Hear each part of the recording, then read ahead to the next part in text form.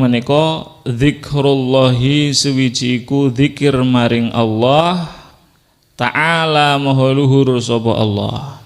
Ingkang pertama sing saged ngicalaken kesusahan inggih menika zikir maring Allah Subhanahu wa taala.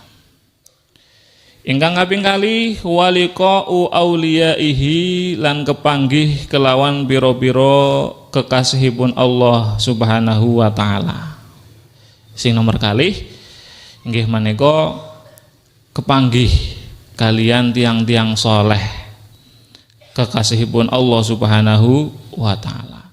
Sowan maring para kiai, sowan dumateng para sholihin.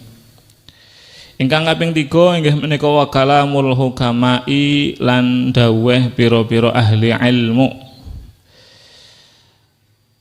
Ingkang nomor 3 saged ngecalaken kesusahan inggih menika midhangetaken dawuhipun tiang-tiang ahli ilmu.